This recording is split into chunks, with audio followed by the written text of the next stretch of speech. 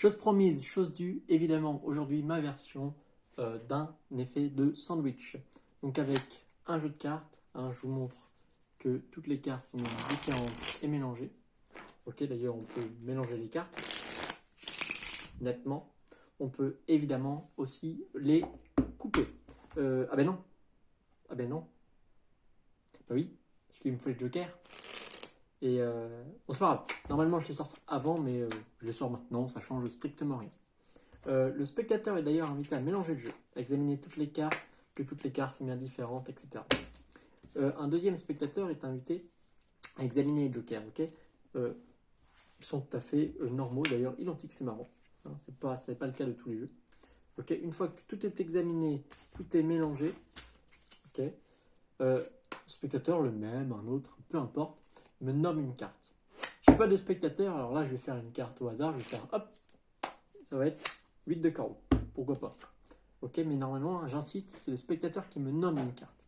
Et j'insiste aussi d'ailleurs, en temps réel, qu'il n'y a pas d'autres 8 de carreau dans le jeu. Hein, il y a le 8 de trèfle, il y a le 10 de carreau qu'on a vu passer, le 9 de carreau, il y a aussi le 8 de cœur qu'on va voir maintenant.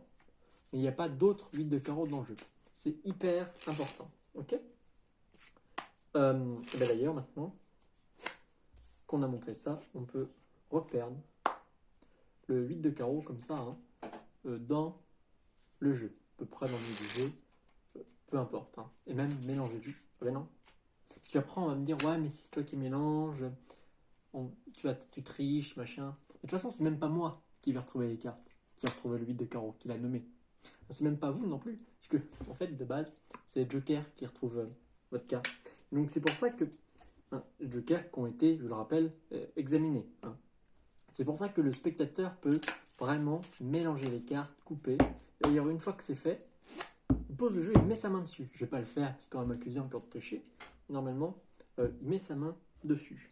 Ok hein. Et ce sont les jokers, encore une fois, qui ont été examinés, qui vont retrouver le 8 de carreau. Pour ça, on va les mettre dos à dos. Non, face en l'air les deux. Face en l'air les deux, comme ça. Et on va juste faire ça. Pouf. Là, il y a une carte qui passe.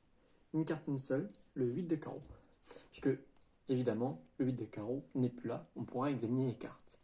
Mais c'est vrai que c'est pas, moi, je suis pas un grand fan des effets de sandwich comme ça. Parce que c'est pas comme ça que ça se fait d'habitude. D'habitude, on ne prend même pas les jokers. C'est souvent les magiciens qui utilisent les rois noirs ou les rois rouges. Okay. Mais si on utilise les rois rouges et les rois noirs, on ne peut pas les choisir en carte. Donc ça fait 2-3 cartes en moins. 2 cartes en moins à choisir. Donc c'est pour ça que je préfère utiliser les jokers.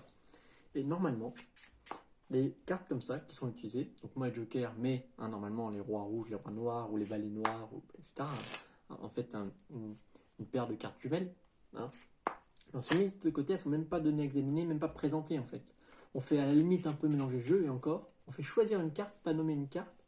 Ensuite, le magicien, il repère la carte comme ça, en faisant des petites coupes bizarres, des petits mélanges comme ça dans ses mines, de son côté, dans ses moustaches un peu, j'allais dire.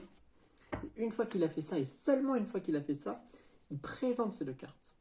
Il dit, j'ai deux cartes, machin, de joker ici en l'occurrence, hein, je le rappelle, mais normalement, c'est pas les jokers.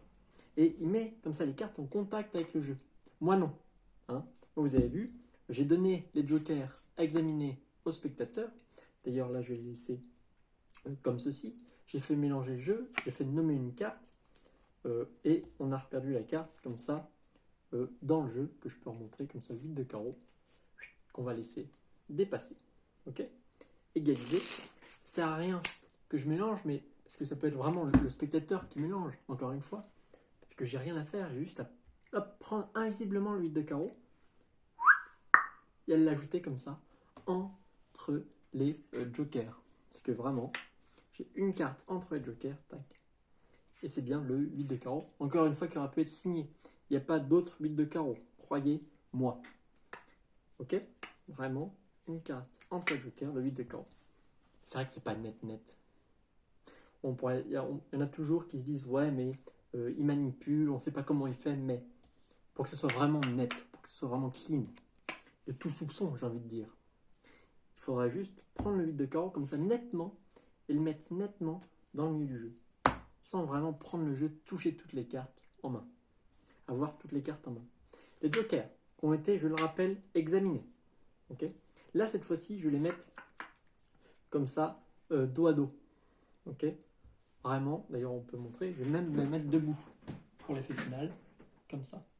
Et regardez bien, on passe juste comme ça les jokers au-dessus du jeu. Comme ça, normalement, le spectateur peut mettre sa main.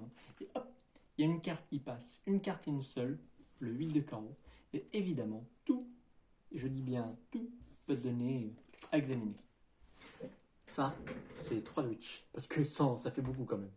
Merci.